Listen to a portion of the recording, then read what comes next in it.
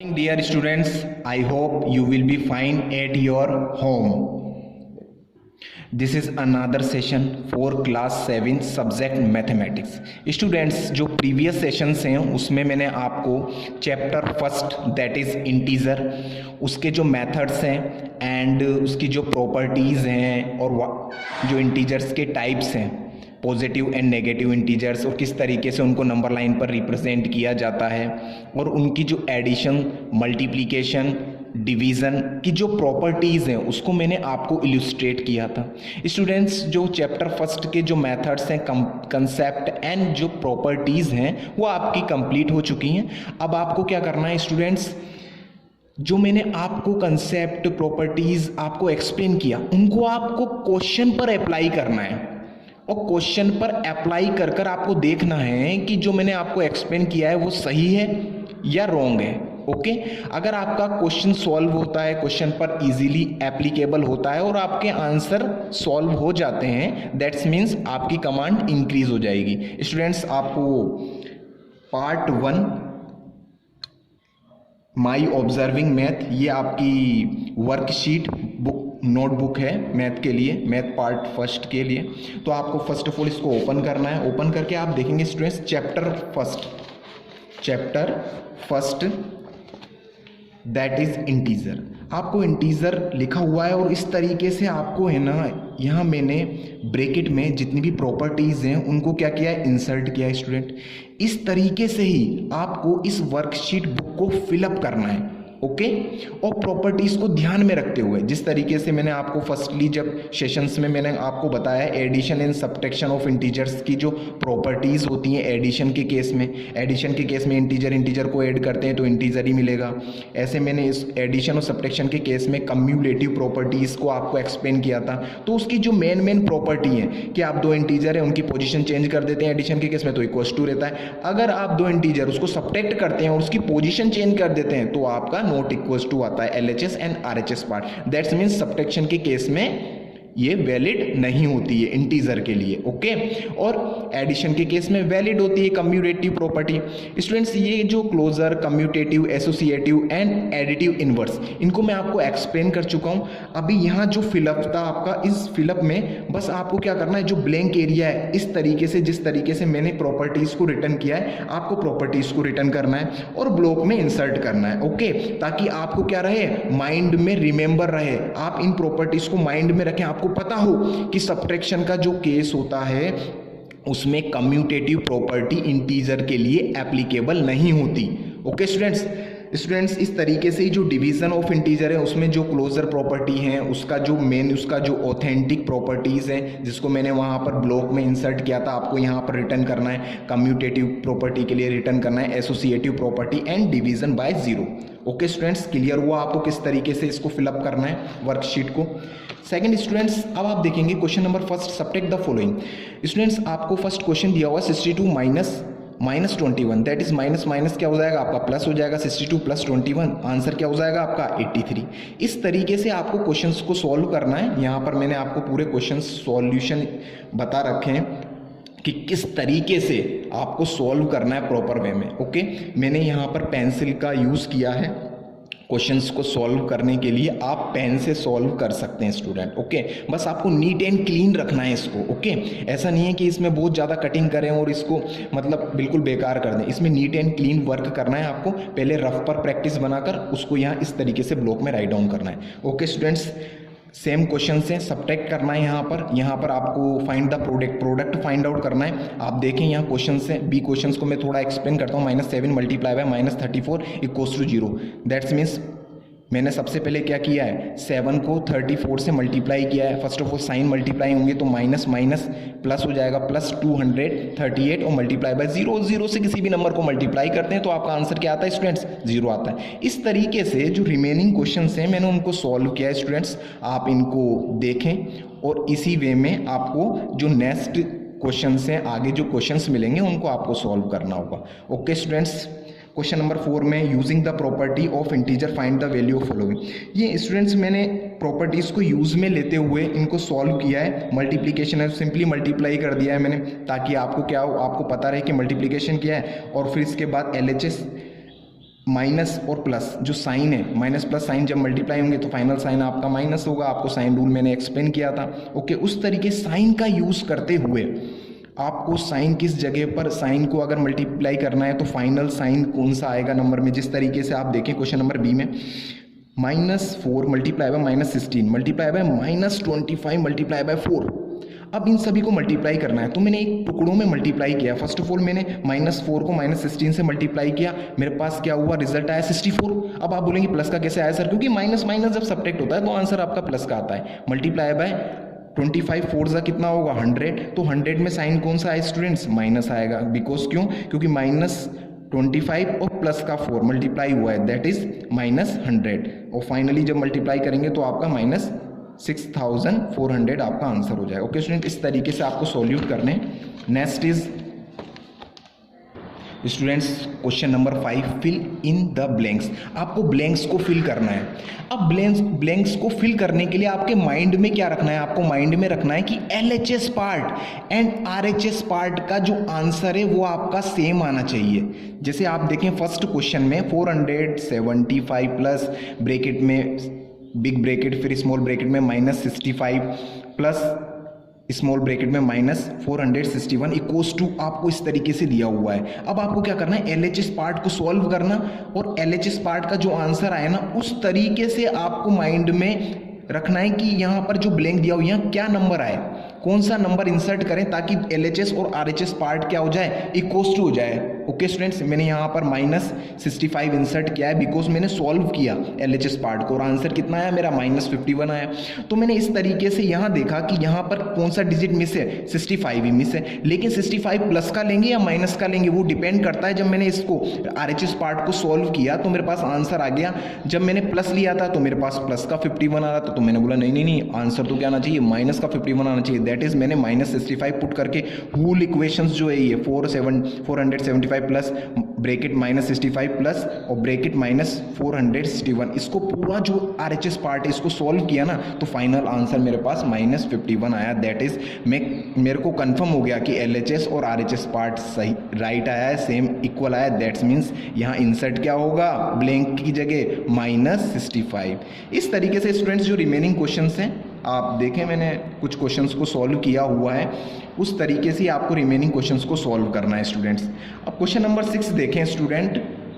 Next question number 6, find the correct pattern and complete the series. Students आपको एक pattern दिया हुआ है और एक सीरीज फॉलो हो रही है। कौन सी सीरीज फॉलो हो रही है, आपको नंबर्स को देखना होगा। फर्स्ट क्वेश्चन में 13 8 3 -2 आगे आपको ब्लैंक दिया हुआ है ना। अब आपके माइंड में आएगा सर 13 है, 13 से सर 8 कैसे बना, जब 13 में माइनस करा 5 तो आंसर कितना आएगा 8 आएगा, और 8 में -5 करेंगे तो 3 आएगा, 3 में -5 करेंगे तो -2 आएगा। स्टूडेंट आप देखें किस तरीके से आप 3 में जब -5 करेंगे तो यानी कि आपको 3 में से -5 करना है, 3 और -5 जब -5 करेंगे तो आपका आंसर कितना आएगा -2 आएगा।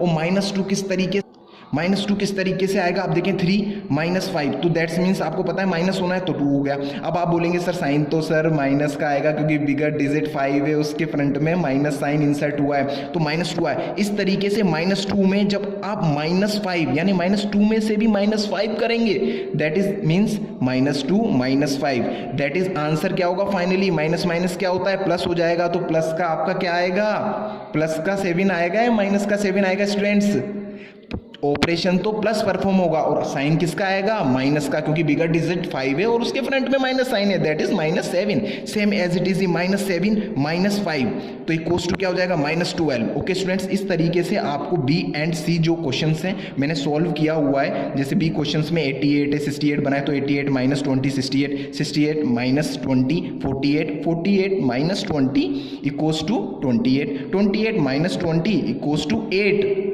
आप करके देखें आपको प्लस का 8 मिलेगा और 8 में से भी -20 करेंगे अपन, यानी कि 8 -20 लिखेंगे तो आंसर क्या होगा -12। ओके स्टूडेंट्स, क्लियर हुआ। इस तरीके से आप थर्ड क्वेश्चन सी क्वेश्चन से उसको सेल्फ करें, मैंने आपको बताया है, आप एक बार क्रॉस चेक करें कि सही है, इस तरीके से सीरीज कंटिन्यू हो रही है या नहीं हो रही। क्वेश्चन नंबर 7 देखें, make pair of integer for division to get the following question. आपको क्या करना है, ऐसे पेयर बनाने हैं स्टूडेंट्स कि आपका क्वेश्चन आंसर कितना है -5 और बी में आपका आंसर कितना आना चाहिए 15। अब -5 आंसर आने के लिए मैंने पेयर बनाए डिवीजन के केस के लिए, यानी कि उनमें इंटीजर्स का क्या परफॉर्म होना चाहिए, कौन सा ऑपरेशन परफॉर्म होना चाहिए, डिवीजन ऑपरेशन परफॉर्म होना चाहिए। स्टूडेंट्स मैंने फर्स्ट पेयर बनाया -25 डिवाइड बाय 5। मेरे को पता चल गया कि 5 अगर 25 में 25 तो 25 को आपको 5 से डिवाइड करोगे तो 5 टाइम हो जाएगा। अब आप बोलोगे सर माइनस का साइन क्यों इंसर्ट किया है आपने, क्योंकि मेरे को आंसर जो क्वेश्चन ने क्या बोला है कि आपका क्वोशिएंट मींस आपका डिवीजन के बाद जो आंसर आना चाहिए फाइनल वो क्या आना चाहिए आपका -5। दैट इज मैंने माइनस साइन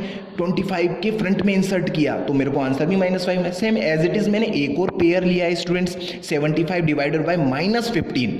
दैट इज आप देखेंगे 75 को मैं 15 से डिवाइड करूंगा तो 5 टाइम डिवाइड हो जाएगा और -5 क्या हो जाएगा, आंसर हो जाएगा। इस तरीके से जो बी क्वेश्चंस आपको दिया हुआ है उसमें आपको सेल्फ पेयर फाइंड आउट करने ऑफ इंटीजर के इन डिवीजन केस में, जिसमें आपका क्वोशिएंट आंसर कितना आना चाहिए 15 आना चाहिए। ओके स्टूडेंट्स, क्लियर हुआ आपको। क्वेश्चन नंबर 8 देखें students, the score of a team A and team B in a different round are show on the scoreboard. Students team A team B दो टीमें हैं और उनके डिफरेंट राउंड्स में उसके स्कोर दिए हुए हैं स्कोर बोर्ड पर।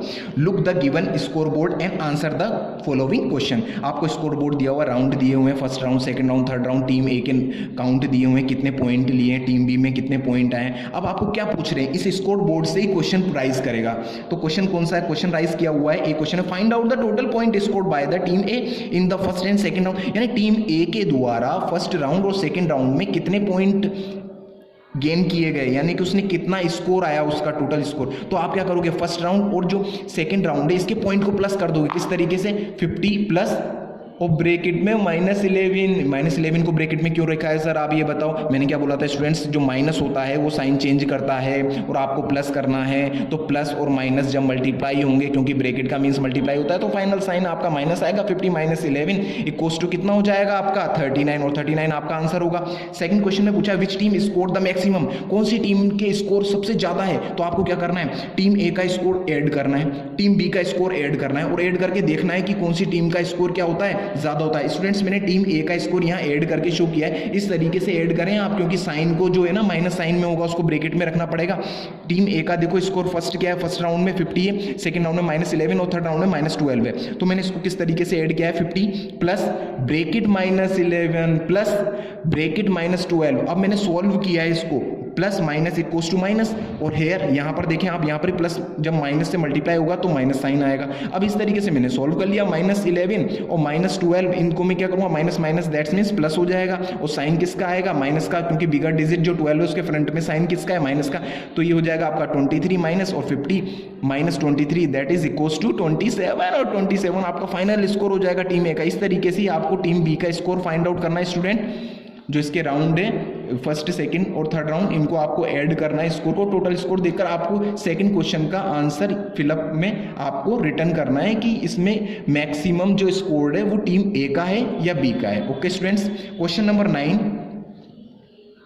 Next question is 9th question. Students 9th question को समझते हैं कि इसकी लैंग्वेज आपको क्या बोल रही है और आपको पता चल जाएगा। लैंग्वेज अगर आपको समझ में आती है स्टूडेंट्स तो आपको आंसर फाइंड आउट करने में ज़्यादा टाइम नहीं लगता है, फिर आपको समझ में आ जाता है आंसर में क्या करना है, माइनस करना है, प्लस करना है, डिवाइड करना है, मल्टीप्लाई करना है। Okay let's start. At a juice factory, एक जूस की फैक्ट्री पर there is a cold room for storing juice. Juice को स्टोर करने के लिए क्या है, कोल्ड रूम्स होते हैं। तो एक कोल्ड रूम से जूस को स्टोर करने के लिए ऑन अ सर्टेन डे, एक सर्टेन डे किसी एक दिन, the temperature outside was 27 degree, यानी कि टेम्परेचर आउटसाइड यानी कि उस कोल्ड रूम के बाहर का जो टेम्परेचर था वो 27 डिग्री था, and the temperature in the cold room was 39 degree less than the temperature outside. और कोल्ड रूम के अंदर जाके देखा ना तो 39 degree centigrade less then the temperature outside, यानी कि बाहर का जो टेम्परेचर था उससे 39 डिग्री सेंटीग्रेड कम था और कम था टेम्परेचर, यानी कि बहुत ज़्यादा ठंड होगा वहाँ पर कोल्ड रूम का, क्योंकि वहाँ पर तो जूस रखे हुए थे ना और उनको अपन को फ्यूचर के लिए रखना पड़ता है, तो इसलिए कोल्ड रूम बनाए जाते हैं। Find the temperature of the cold room on that day. अब आपको पूछा गया है कि उस दिन आपको कोल्ड रूम का टेम्परेचर निकालना है कि कोल्ड रूम का टेम्परेचर क्या है। तो आपको समझ में आ गया, आप क्या बोलोगे, अरे सर 20 जो बाहर का जो टेम्परेचर है 27 डिग्री सेंटीग्रेड, उसमें से माइनस कर दो 39 डिग्री सेंटीग्रेड को, आपका आंसर आ जाएगा। तो आपको स्टेटमेंट किस तरीके से रिटर्न करना होगा, students the temperature was of outside equals to 27 degree centigrade, the temperature of the cold room equals to 39 degree centigrade less than outside.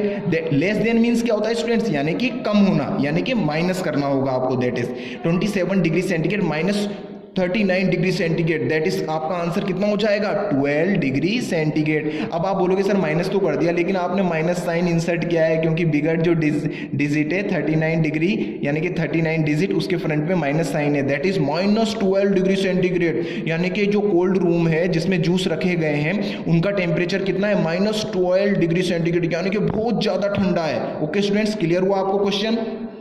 Next is question number 10। Students language पर considered करते हैं।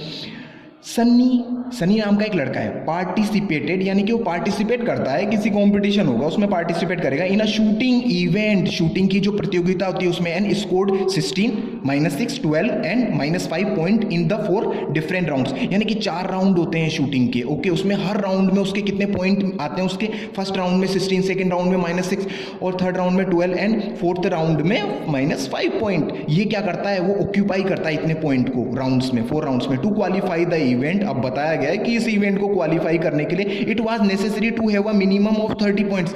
But एक condition है कि अगर आपको ये event जो शूटिंग इवेंट है इसको क्वालिफाई करना है तो आपको 30 पॉइंट क्या करने पड़ेंगे, प्राप्त करने पड़ेंगे ऑन द स्कोर बोर्ड पर after the finishing of all the 4 rounds. यानी कि जब आपके चारों राउंड खत्म हो जाएंगे तो आपके 30 पॉइंट्स होने चाहिए, तब जाके आप माना जाएगा कि शूटिंग इवेंट में आप क्वालिफाई हुए हैं।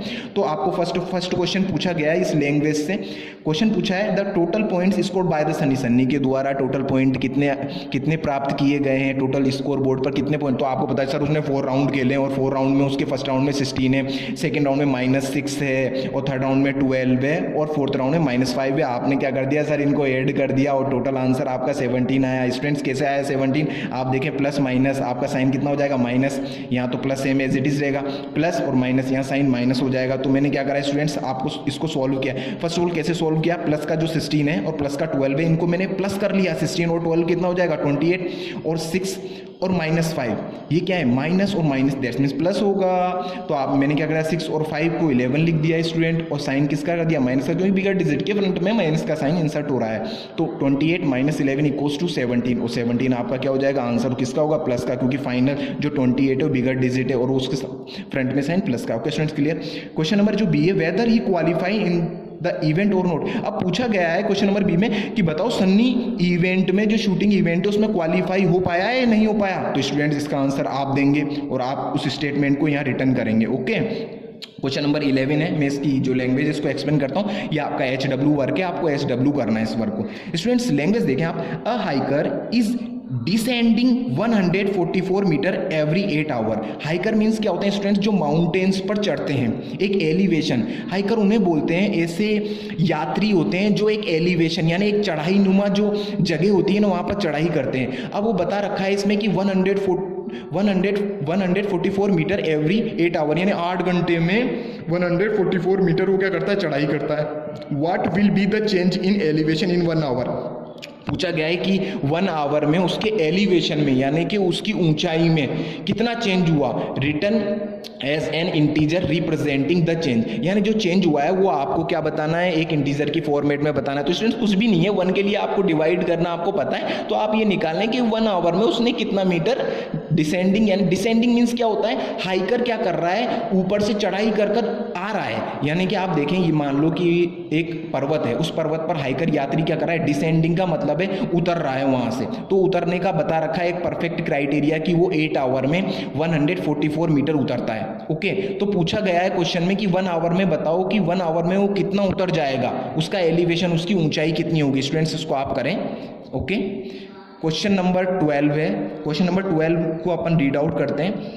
A tanker contains, question number 12, a tanker contain 400 litre of water. एक टैंक है स्टूडेंट्स, और टैंकर में कितना वाटर हो, 400 लीटर्स वाटर है उसमें। Due to a small hole in the tanker, tanker में एक छोटा सा छेद होने के कारण the quantity of water is decreasing at the rate of 8 litre every hour. Tanker में छेद होने के कारण हर 1 घंटे में 8 लीटर वाटर क्या होता है, डिक्रीज हो जाता है, यानी कि बह जाता है, निकल जाता है। What will be the quantity of water left in the tanker after 10 hour.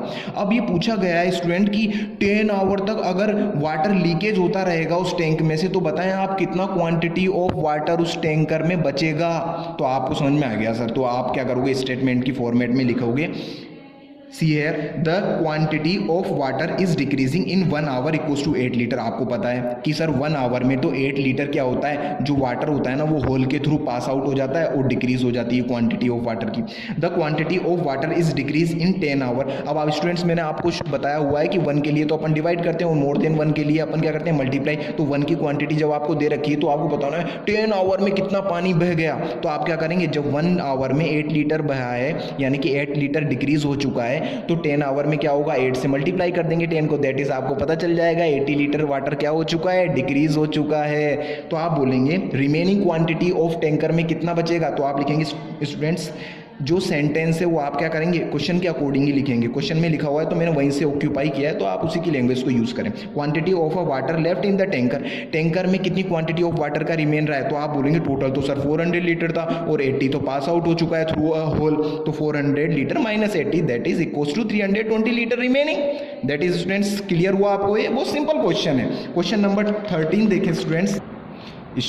अब जिस तरीके से मैंने आपको क्वेश्चन को एक्सप्लेन कर रहा हूँ और आपको सॉल्यूशन मैंने आपको बताया है, तो आप क्वेश्चन नंबर जो 13 है उस क्वेश्चन नंबर 13 को सेल्फ HW आप करें, इसको रीड आउट करें और इस रीड आउट कर लैंग्वेज को समझें और देखें A और B और C जो इसके पार्ट हैं उसमें वो क्या क्वेश्चन आस्किंग कर रहा है, क्या पूछ रहा है आपसे। तो आप उस तरीके से अपना जो ऑपरेशन है वो परफॉर्म करें। अगर वो एडिशन बोल रहा है तो आप एडिशन करें, subtraction, multiplication, division. Okay students, अब ये मेंटल मैथ के जो क्वेश्चंस हैं, जो फिलअप्स हैं, इनको आप सेल्फ HW वर्क करेंगे। ओके, पूरे क्वेश्चंस आपको करने हैं। आपको जो प्रॉपर्टीज मैंने एक्सप्लेन किया है उनको एप्लीकेबल करना। ओके, आपको यूनिटरी कंसेप्ट पता है कि 1 क्वांटिटी फाइंड आउट करनी होती है तो डिवीजन परफॉर्म करते हैं सर, मोर देन के लिए मल्टीप्लिकेशन परफॉर्म करते हैं। इसी वे में आप इन क्वेश्चंस को सॉल्व करें। एंड जो MCQs क्वेश्चंस आपको दिए हुए हैं पेज नंबर 9 पर स्टूडेंट, तो इन क्वेश्चंस को आप सोल्व करें और इनके जो आंसर हैं वो A और B और C, इन जो ऑप्शन हैं इनमें से ही एक हैं, तो इसमें आप क्लिक कर और आपके जो फिलिंग्स जब लेंगे उसमें आप फिलअप करें। अगर आपको किसी क्वेश्चंस में प्रॉब्लम आती है कि सर मेरे को ये क्वेश्चन नहीं आ पा रहे हैं या इसकी लैंग्वेज में समझ नहीं पा रही हूँ या पा रहा हूँ, तो आप क्या करें, ऑफिस का जो नंबर है उस पर कॉन्टैक्ट करें और अपनी जो आपकी क्वेरी है उसको आप बताएं और मैं क्या करूँगा, आपकी जो क्वेरीज हैं क्वेश्चन से रिलेटेड या फिर लैंग्वेज से रिलेटेड उसको फिनिश कर दूंगा। ओके स्टूडेंट्स, क्लियर हुआ आपको। ये आपको ही फिल करने हैं स्टूडेंट्स, पूरा फर्स्ट चैप्टर में जो रिमेनिंग है आपके MCQs क्वेश्चन है और मेंटल मैथ के जो क्वेश्चन हैं वो आपको फिलअप करने हैं। Okay students, I hope you understand full of chapter first. Okay, जितना भी मैंने आपको वर्कशीट में चैप्टर फर्स्ट में जो क्वेश्चंस हैं एक्सप्लेन किया है आपको सब समझ में आया होगा। अगर कुछ प्रॉब्लम है तो अपन उसको रिजॉल्व कर लेंगे, इसमें कोई बिग डील नहीं है। Okay, thank you for listening, God bless you all.